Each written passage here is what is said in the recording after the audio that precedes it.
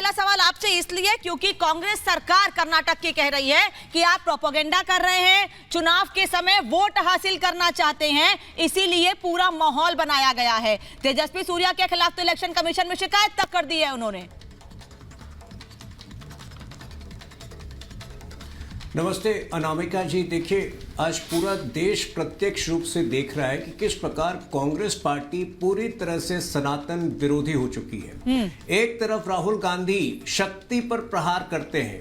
शक्ति का तात्पर्य सीधे सीधे दुर्गा माँ और दुर्गा माँ के विभिन्न अवतारों से होता है। वो कहते हैं कि हमारी लड़ाई शक्ति के विरुद्ध है। और आप याद करिए, आज से 1.25 साल पहले, लगभग 15-16 महीने पहले फादर पुनप्पा ने यही बात कही थी और तब राहुल गांधी उनके साथ बैठे थे। आज से 6 महीने पहले डीएमके ने कहा था कि दरअसल इंडी अलायंस की स्थापना ही हुई है। दरअसल डीएमके के सुनने तो दीजिए ना, उसके बाद मैं आपकी बात आऊंगी। पोनामुंडी ने कहा था कि बोलिए तो जी। जी, मुझे पोनामुंडी ने कहा था कि दरअसल इंडी अलायंस की स्थापना ही हुई है सनातन को ध्वस्त करने के लिए। और आज देखिए ये लोग किस प्रकार से कर्नाटक के अंदर एक व्यक्ति, एक साधारण व्यक्ति जो हनुमान चालीसा सुन रहा था अपने फोन पर, उसको किस प्रकार से अटैक किया जाता है। लेकिन वही नहीं, कितनी शर्म की बात है कि 2 दिन लगे और तमाम जो है, जो हमने, लेकिन आप लोगों को सिर्फ एक माहौल बनाना है। काम आपने कुछ किया नहीं, बताने के लिए आपके पास कुछ है नहीं, आके बैठ गए हैं। अपना तैयारी करके आइए, आप बताइए आपकी सरकार ने क्या काम किया है। क्यों मैं आपको बड़ी बात बता रहा हूं अनामिका जी, मुझे 20 सेकंड और दीजिए, उसके बाद दुष्यंत जी को कहने दीजिए। 20 सेकंड और दीजिए। देखिए कांग्रेस ये क्यों कर रही है आपको समझना पड़ेगा। ये पार्टियां जो है इलेक्शन जीतने का पूरे वीडियो में क्या रुकिए रुकिए, मुझे पूरा वीडियो सुनने दीजिए क्योंकि मैंने पूरा भाषण सुना है। आप कुछ चंक सुनाएंगे छोटा सा, मैंने पूरा भाषण सुना है। आप सुनाइए, क्या सुनाना चाहते हैं, क्या है आपके पास। नहीं, उन्होंने वो शक्ति क्या है अब वो बता रहे, सुनिए। जैसे किसी ने यहां कहा,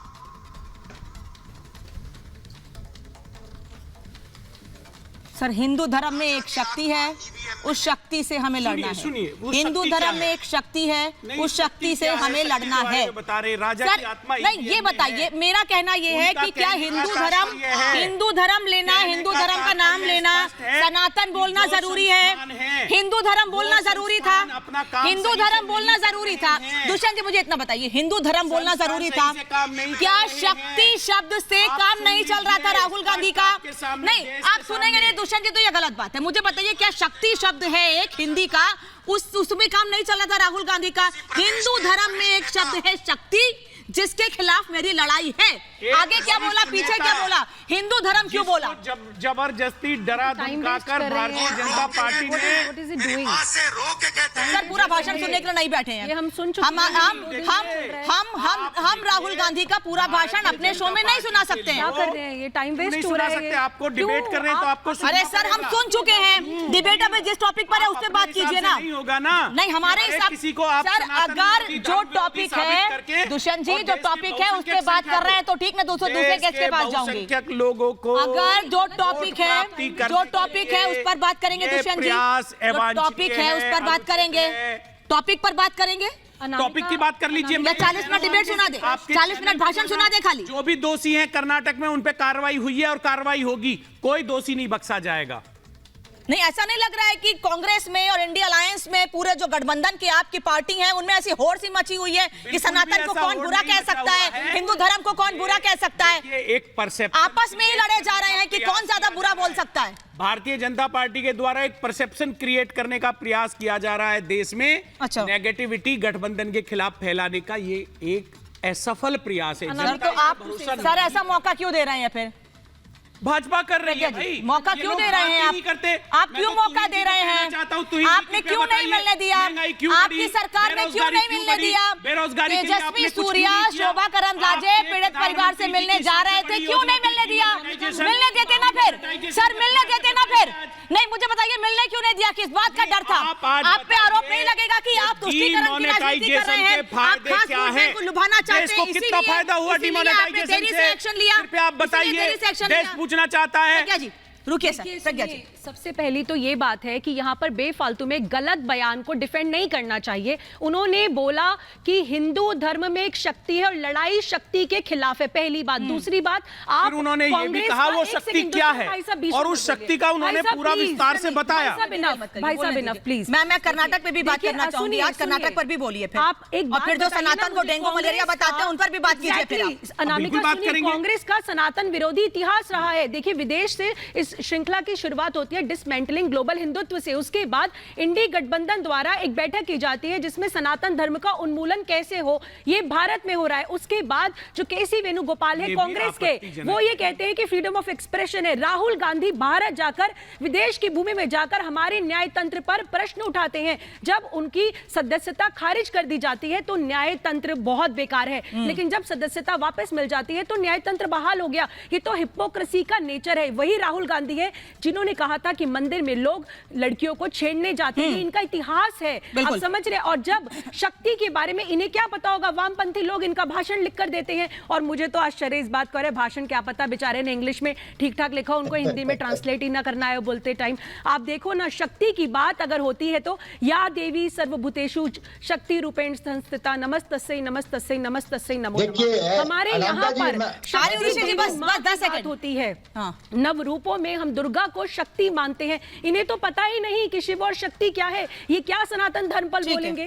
तो पहले और एक सेकंड बस, लास्ट सेकंड में ये बोलूंगी कि इनको अब भी समय है, सनातन धर्म पर टिप्पणी नहीं करनी चाहिए। मोदी जी से प्रॉब्लम है, किसी एक सरकार से प्रॉब्लम है, वही बात तो कल से मैं कह रही हूँ, वही बात मैं कल से कह रही हूँ कि अब तो गठबंधन के नेता ही, इंडी अलायंस के नेता ये कहने लगे हैं कि धर्म से हट धर्म पे बयान मत दीजिए, प्रधानमंत्री पे निजी हमले मत कीजिए, जनता के मुद्दे उठाइए जो आप नहीं उठा पा रहे हैं।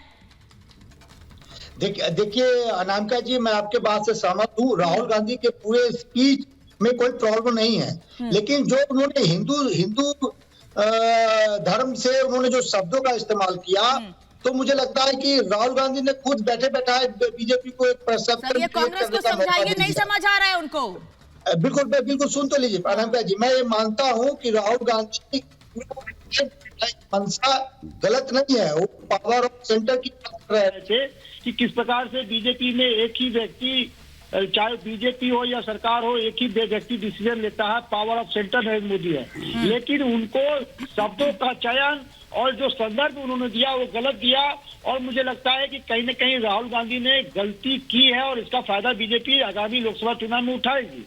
सर मौका खुद दे रहे हैं ना, बिल्कुल बार-बार मौका तो खुद दे रहे हैं ना आपने। सहमत हूँ नायर साहब, इन्होंने आ रही हूँ ऋषि जी आ रही हूँ, इन्होंने तो अलायंस भी उनके साथ कर लिया। अलायंस से पहले जिन्होंने सनातन धर्म को लेकर ऐसे शब्दों का इस्तेमाल किया जो तो हम बोलना तो छोड़िए, सोच नहीं सकते हैं।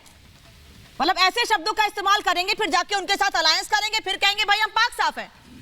ये कैसा अलायंस है, ये कैसे नेता है, ये कैसे जनता की बात करेंगे, सबको साथ लेकर चलेंगे। देखिए, एक गधा भी अगर गड्ढे में गिर जाता है तो पुनः अगर उस दिशा से जाता है तो रास्ता बदल के जाता है। राहुल गांधी जी और कांग्रेस की समस्या ये है, एक के बाद एक चुनाव हारने के बाद भी यहाँ पर कांग्रेस के प्रवक्ता नोटबंदी की बात कर रहे हैं। उसके बाद इस देश में कई चुनाव हो गए और 2019 का लोकसभा का चुनाव भी हो गया, उत्तर प्रदेश, बिहार और कई अन्य देशों के देश को कितना फायदा हुआ आज बता दीजिए। कई अन्य राज्यों के चुनाव हुए, अभी इनके पास कोई मुद्दा नहीं। जो आपके सबसे बड़ी योजना थी, उसके मुझे 4 फायदे बता दीजिए। अरे भैया, जनता के प्रति अपनी जवाबदेही आपको तय करनी होगी। सर मुझे तो लगता है आप दूसरे दिन हम आपके साथ बैठते हैं और आप पूरा जानते हैं कि आप प्रोफार्मा है डिबेट का, तो कम से कम बोलने दीजिए दूसरे को भी, और दूसरे चैनल्स पे भी जाते हैं। बोला ना, नहीं तो सर आप जवाब दीजिएगा अपनी बारी में ना। आप जो बोलेंगे मुझे समझ नहीं आएगा, जनता ने समझ पाएगी, नायर साहब नहीं समझ पा रहे हैं, फिर फायदा क्या डिबेट का। बोलिए सर।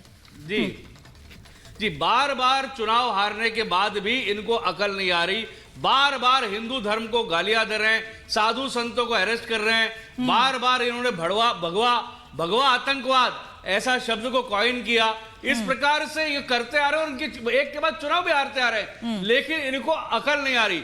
इस बार भी देखिए 400 पार जो भाजपा बोल रही है वो निश्चित रूप से होने वाला है। इनको मालूम है चुनाव में किसी भी प्रकार से इनकी कोई हालत बहुत खस्ता है। अब यहाँ पर जो कर्नाटक में हुआ, आप इतना इससे बता पहले भी दीजिए इन्होंने कि मुसलमानों आपके का कैबिनेट मंत्री ने आज तुष्टीकरण इस्तीफा करके क्यों दिया? मुसलमानों को ही मरवाया 400 पार की बात कर रहे हो। उत्तर प्रदेश में देखिए, आपके कैबिनेट मुजफ्फरनगर मंत्री को तो आपने या सीट नहीं गुजरात, दिया। ये सब जो बात है कर रहे हैं 400 पार मुसलमानों की। की दो तुष्टीकरण आपके करके सिटिंग सांसद मुसलमानों पार्टी को ज्वाइन ये करके हालत छोड़ के आपको एक- आगे एक बहुत पुरानी बहुत पुरानी कहावत है, एक बड़ी पुरानी कहावत है दुष्यंत जी, अगर आप किसी पर एक उंगली उठाते हैं ना, 4 उंगली आपकी तरफ होती है। फिर देख लीजिए कि कांग्रेस में क्या हो रहा है, कितने सांसद, कितने नेता, कितने पुराने और बड़े नेता। पार्टी की बात होगी जो सत्ता में बैठे हैं। मतलब हम कांग्रेस की बात नहीं करें, मतलब हम आंख बंद कर लें, मंत्री हैं, आंख बंद कर लें, आंख बंद कर लें कि कांग्रेस के पुराने नेता जिन्होंने कांग्रेस को सरकार के समय मजबूत किया था, वो नेता पार्टी छोड़ रहे हैं, उनको नहीं देखें, आंखें बंद कर लें।